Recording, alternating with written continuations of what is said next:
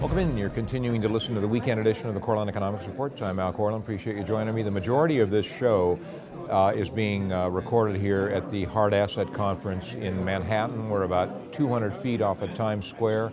Very, very exciting place. It's really fun to come back here once a year. So the rest of the show, as you are aware, is going to be coming to you from Washington, D.C. with Congressman Ron Paul and his Chief of Staff, Jeff Deist. I am chatting right now with an old friend, a business colleague, and a sponsor of our program, and that is Lenic Rodriguez. I've known Lenic for about 3 or 4 years. Lenic is the president of a company called Aurcana.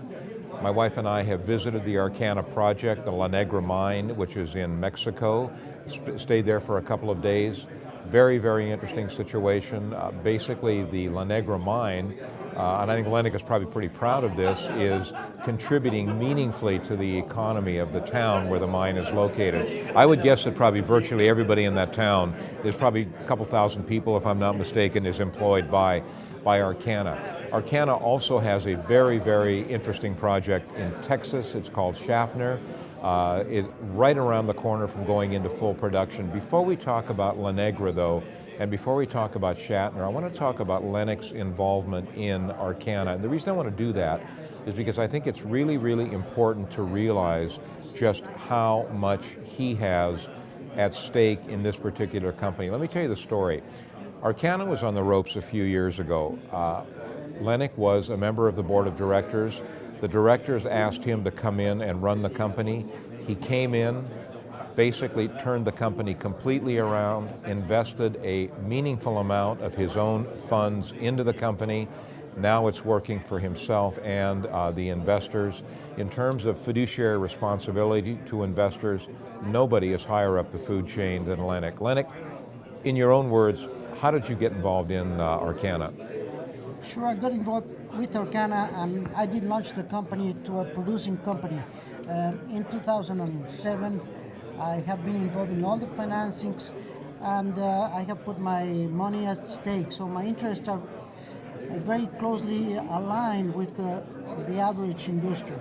Nobody in this company has put more money, perhaps effort, than myself, except for a few investment funds, some of the largest one, maybe not more than 5 funds have put more money than my own personal money in this company.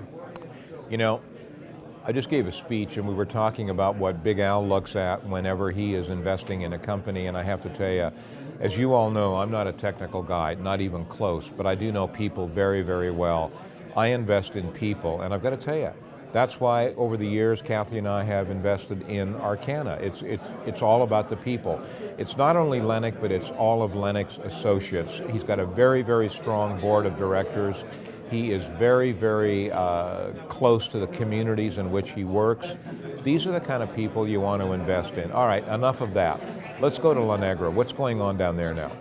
Negra is now completed its second expansion. We have the plant at 2,500 tons per day. The mining plan for this year is to go at 2,000 tons per day, and next year to ramp up to 2,500 tons plus. So the mine is doing very well. It's very profitable for us. Great operation for us.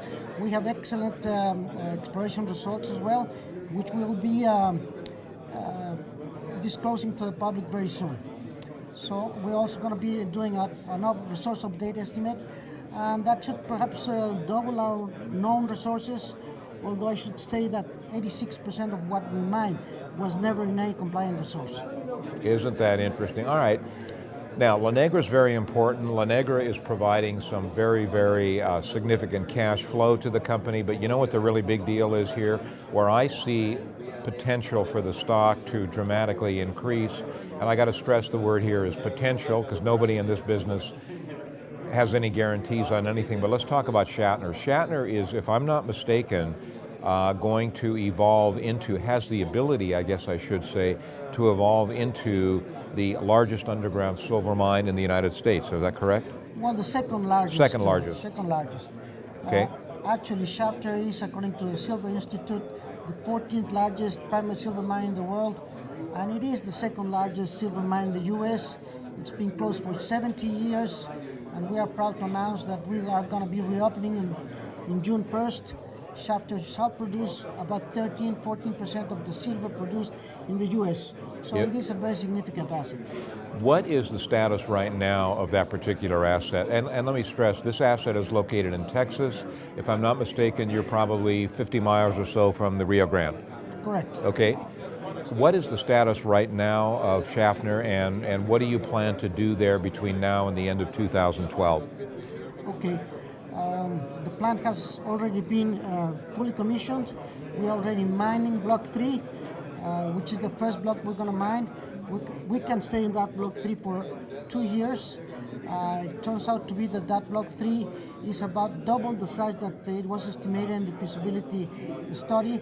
So that's the good news. The bad news is that now we have to go around it to mine it properly. But it should produce about 3.8 million ounces the first 12 months of operation, and we are planning to ramp up production to the full installed capacity of 2,500 tons per day sometime next year. So we should have an installed capacity at production of about 6 million ounces at Shafter next year. What I find to be particularly interesting here is you have a meaningful silver producer in terms of the Aurcana asset, and you have some significant upside here in terms of the Schaffner mine, if I'm not mistaken. Now, Lenic, you and I have talked about this next question off the air a number of times, and your answers were very insightful to me. Okay, obviously that has to do with the situation in Mexico with the various uncomfortable situations produced by the drug dealers. Okay, you're the only person who I've ever really gotten a straight answer from about this. How meaningful a danger is that situation to Aurcana vis-a-vis the La Negra mine? Really, we have not had any issues or problems with drugs at all in the life of our operation. We have a strategic geographical location. We are at the end of a cul-de-sac that's about 30 kilometers long, so it makes it very difficult to have any type of issues. But even though there are some other mines that they are not being really having any problems because they produce concentrate. And when you produce a concentrate, you're better off just to steal a truck than steal concentrate, because what are you going to do with it?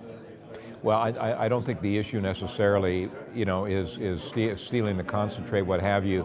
The point that I wanted to bring out that Lenic didn't bring out, and maybe because he doesn't like to toot his own horn, for lack of better terms, but the La Negra mine in Aurcana is so important to the well-being of the people living in that particular city.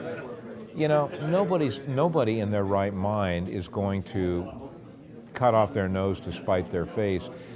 Aurcana is subsidizing is the wrong word, contributing to the economy, the educational system, etc., of the town that they're located in.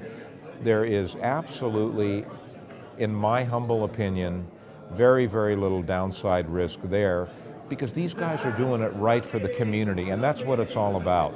They're not taking advantage of anybody, they're helping people, and you know what? Big Al's proud to be a part of that. Stick around, we're going to be right back. Okay.